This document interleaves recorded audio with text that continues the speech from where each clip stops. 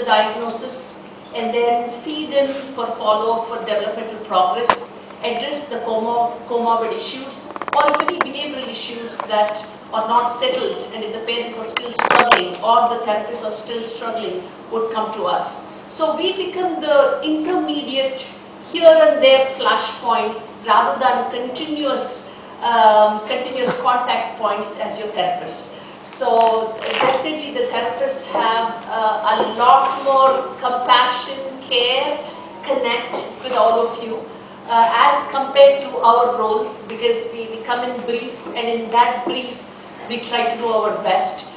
And I'm here today, in fact, because Dr. Gayatri Kiran and me, we've been friends for over a decade now, and I've known Savita for many years too. Congratulations to both of them for this wonderful center and the amazing work that they're doing.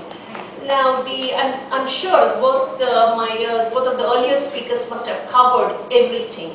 But as a child and adolescent psychiatrist, although I'm not, the therapy centers work in a very structured manner and with a protocol. What happens to families that we see? We actually see them in certain phases of their lives. We see them at the time of diagnosis, we see them in between during the transitions, we see them again during the adolescent phases, and again transitioning to young adult. So each phase has certain set of challenges, and the early intervention phase, as already spoken, has its own issues and challenges. But at the time of diagnosis, it's kind of very, very hard to spell out the diagnosis. And doing a diagnostic evaluation is not easy for a clinician. You bring a beautiful child and you're coming with a lot of hope, and I do have to spell out what are the delays in the child. And a lot of parents want us to say, he'll be completely be alright, 100% be alright, he's going to match up with all the milestones. Can he be okay in 5 years? Can I put this child in mainstream in 6 years? So a lot of these milestones and the timelines is what they would want us to pronounce, although it's a very difficult job to do. So having a realistic framework in mind, it's very, very important for us to go through the journey of these milestones along with the parent. So what happens in this field is we suffer along with the parent. It isn't a job where where you're disconnected at any point in time. You're seeing the child, you're growing with the child with the milestones, you suffer and struggle with the parent. Along with you develops our hope, your hope. Okay, we have gained certain milestones, we have overcome certain challenges, and our journey continues. This has been my experience with most parents. So at every phase, you keep trying to solve problems and keep going ahead. So this is where the mental health and emotional health and the physical well-being of the parents really, really counts. In all of this process, what I see among parents, especially the primary caretakers, the mothers, is a 24/7 preoccupation about the child. What can I do? How do I make him speak? How do I work on this? How do I work on that? In working along all these lines, I see some mothers depressed, some extremely anxious, to the point they could be dysfunctional. So the anxiety and the mood issues, unfortunately, aren't addressed at an earlier stage. So if you want to be the best guide, best teacher, and a best, best friend for your child, it's very, very important to take care of yourself. I mean, parenting is that. Parenting is nothing but starts with handling your own self. And this is where I see that the primary caretaker, in most cases is the mother, shouldn't be overloaded. It's easier said than done. I see their plate to be full, working with a young child, taking them pillar to post for early intervention centers, and if they have another child, they need to take care of the older sibling or the younger sibling who could be neurotypical, and then you're handling the behaviors, and then home chores and other responsibilities. This becomes a huge responsibility for a mother. So in the process of this, sometimes I see mothers being exhausted, extremely tired, so the initial enthusiasm sometimes can be given away, and in the process I see their anxiety being increasing day by day, and I see sleep problems, neglect of their own physical health, their emotional health. They do not have any time for themselves. So it's very, very important, despite whatever is going on, very, very important for parents to have their me time, however short that may be. It could be 30 minutes every day. It would be nice if it is an hour every day. But a lot of moms would say, no, I can't get an hour. Don't ask me to take an hour off. So at least I would say 30 minutes to an hour. And it's very, very important for both parents to work in alignment. The message should be one. And when we're talking about sorting behavioral issues in children, we're talking about one single message both the parents have to convey verbally and non-verbally. And so not neglecting your physical health, emotional health, taking this me time, half an hour to 45 minutes every day for each parent is extremely important. Otherwise, you're filled with the thoughts, worries, and we don't have immediate answers, and this is a long journey. It's important to take it.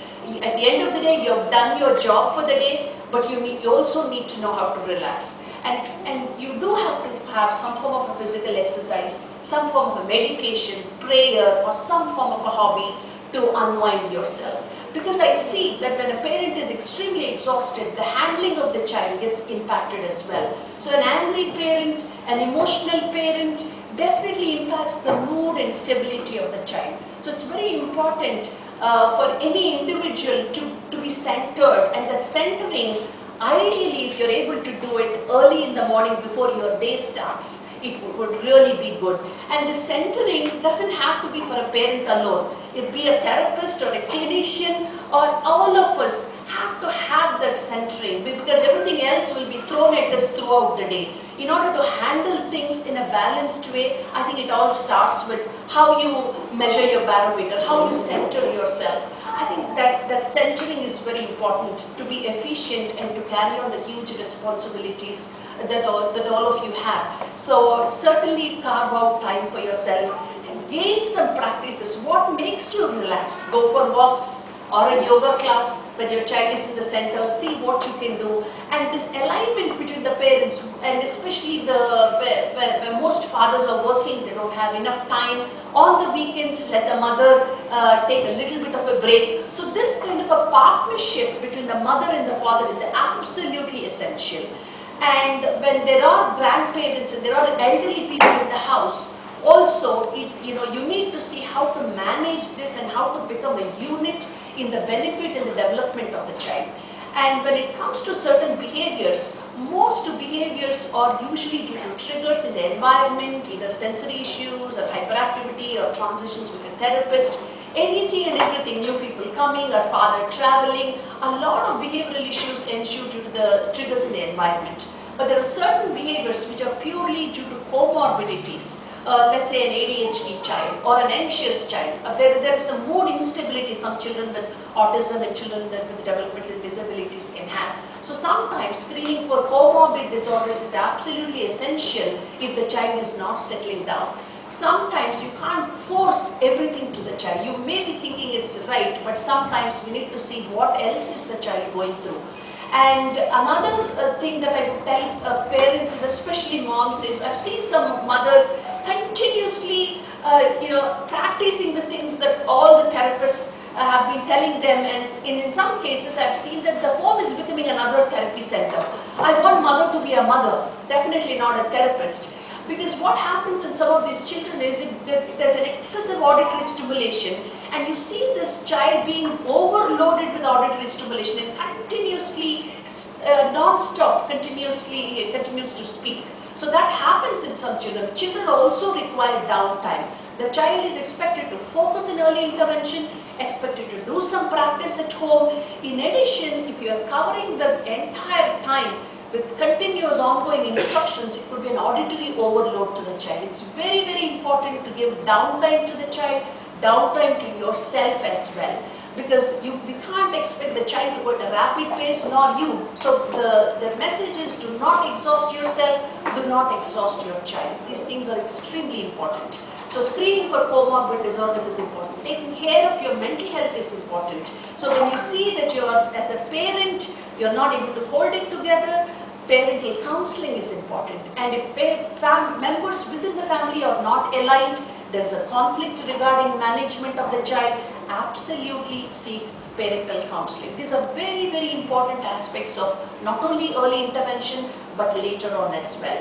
So the question comes, to some parents, is there a medication that I can give my child? So most children in the spectrum, or most children especially, do have sleeping difficulties, eating difficulties and behavioral issues. Most of the time with therapies, these things usually settle down. But if if a parent is unable to sleep and the child is having chronic sleep problems, with all the behavioral interventions have not provided any benefit, that is a time to consult a doctor to see what else could be done. But at the same time, I see parents willing to try anything, but definitely not seek a medication. Even the clinicians were extremely conservative when it comes to medicating children.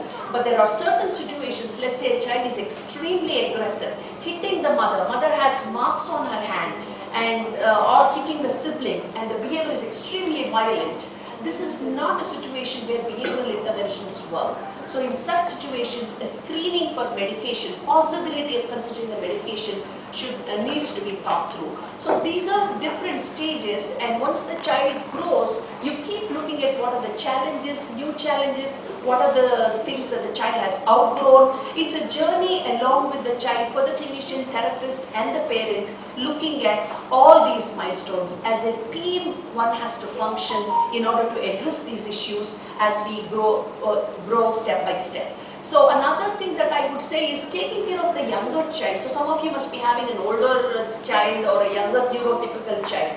In the quest for fixing the child with special needs, I see some parents do not have time for the neurotypical child at all. So this can cause a lot of issues in the neurotypical child. So the neurotypical child also needs your attention. Maybe you're busy Monday to Friday taking this other child to all the centers. But the neurotypical child, go for a walk with this other child who's neurotypical, take him to a grocery store, spend some alone time with him.